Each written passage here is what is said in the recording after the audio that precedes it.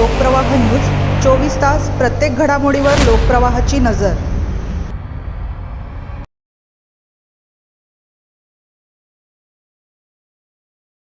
मंडप काढताना काळाचा घाला, वीज वाहिनीच्या धक्क्याने तरुणाचा मृत्यू। वणी शहरातील वृंदावन नगर परिसरात मंडप काढत असताना 11 kV उच्चदाब वीज वाहिनीचा स्पर्श झाल्याने एका तरुण मंडप व्यावसायिकाचा दुर्दैवी मृत्यू झाला।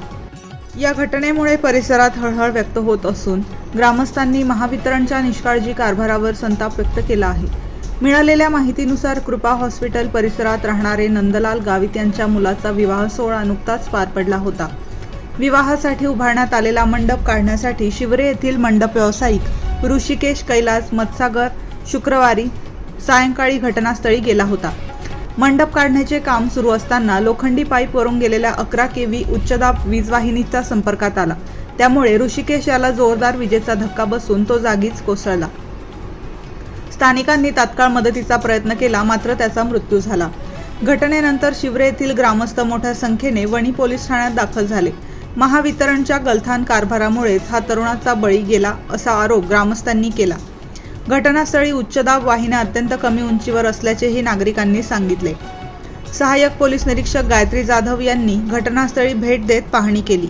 यावेळी महावितरणचे कनिष्ठ अभियंता धनराज ठेपणे यांना ग्रामस्थांनी धारेवर धरत तीव्र नाराजी व्यक्त केली। वृंदावन नगर परिसरातून गेलेल्या उच्चदाब वीज वाहिन्या अनेक ठिकाणी धोकादायक स्थितीत असल्याचा आरोप स्थानिकांनी केला आहे। अनेकदा तक्रारी करूनही प्रशासनाने दुर्लक्ष केले। आता किती लोकांचे बळी गेल्यावर अधिकारी जागे होणार असा संतप्त सवाल नागरिकांनी उपस्थित केला। यावेळी शिवसेना उबाठा तालुका अध्यक्ष विलास भवर यांच्यासह अनेक पदाधिकारी आणि नागरिक उपस्थित होते। त्यांनी या घटनेची सखोल चौकशी करून दोषींवर कारवाई करण्याची मागणी केली।